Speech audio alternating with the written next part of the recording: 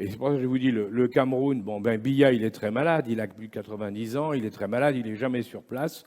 Il est évident que le coup d'État est pour bientôt. Et le Tchad, ce sont les Français qui ont imposé, après l'assassinat de Déby, parce que ce n'est pas une histoire de combat, hein, ils se sont battus entre généraux à coups de revolver. Quand Déby a été tué, les Français ont imposé le fils Déby comme patron, comme président, alors que toute la population ne voulait plus de la famille Déby.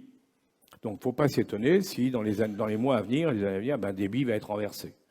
Que c'était l'heure de partir, parce que ça va mal se finir.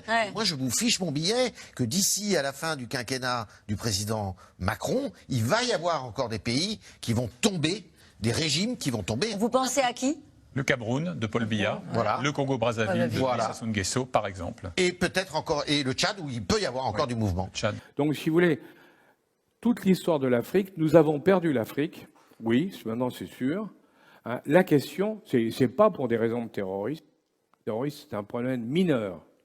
Alors, je ne dis pas que Boko Haram, c'est mineur, ou que le GIA, c'est mineur. Mais par rapport à l'ensemble du problème, c'est un problème mineur. Et ils sont capables de le régler tout seuls, en plus. Si on les laisse faire, on leur donne les moyens, ils sont capables de le régler tout seuls.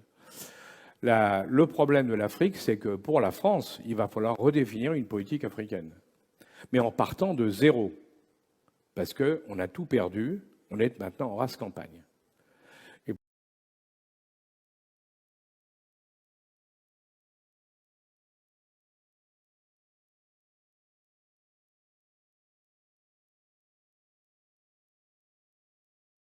Un détail, si vous voulez, mais qui vous montre que la complexité des relations internationales. Le Niger, coup d'État. Coup d'État, parce qu'en réalité, le coup d'État, il est très simple. Hein. Bazoum décide de licencier son général commandant la garde présidentielle. C'est ça l'histoire. Hein. Le gars, il était très bien avec Issoufou, le général, il est très bien, ça marchait très bien. Il ne s'entendait pas avec Bazoum. Bazoum veut le licencier, l'autre dit on ne va pas laisser cet Arabe du Nord imposer sa vue, hein, à nous, les gens du Sud. Il prend le pouvoir. C'est ça l'histoire du Niger. Hein. Bon, qu'est-ce qui se passe? Il prend le pouvoir. Il est tout seul avec sa garde présidentielle. L'armée n'a pas bougé. Je parle des premières heures après le coup d'État. On a 3000 hommes sur place, 2000 hommes sur place dans la zone du Niger, hein, l'armée française. Question. Si on avait demandé à nos militaires de faire des patrouilles en ville, je ne dis pas violentes, hein, de se promener en ville avec les engins blindés, faire des tours, vous ne croyez pas que ça aurait calmé le jeu? Bien sûr que si. Mais son problème, c'est qu'on n'était pas tout seul. Les Américains, Victoria Nuland, qui est la secrétaire d'État adjointe aux États-Unis, est allée tout de suite au Niger. Et qu'est-ce qu'elle a dit aux gens de la junte? Elle a dit, nous, on a une base à Agadez qui nous permet de surveiller toute la zone avec les écoutes, les avions, les drones et autres. On a une base qui nous a coûté 100 millions de dollars. On a 1500 hommes là-bas. On veut la garder. Alors, vous faites ce que vous voulez, mais vous ne touchez pas à la base américaine. Les types ont dit, bien sûr, ils ont dit, on est d'accord. Donc il y avait un accord de facto des Américains dès le deuxième jour pour que la junte reste en place parce qu'il s'agissait de garder la base américaine. Et nous, si vous avez remarqué, même des jours après, on disait, avec la CEDEAO, on va y aller, vous allez voir ce que vous allez voir. Eh bien, on a vu.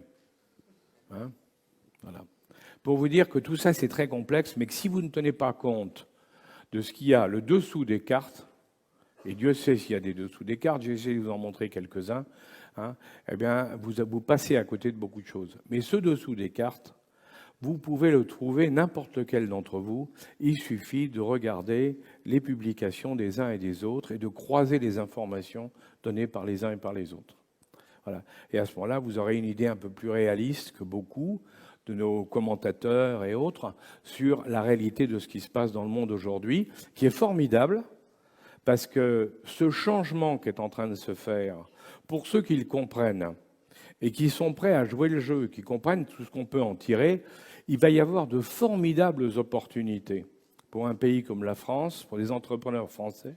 Il va y avoir de formidables opportunités à condition d'avoir compris ce qui est en train de se passer.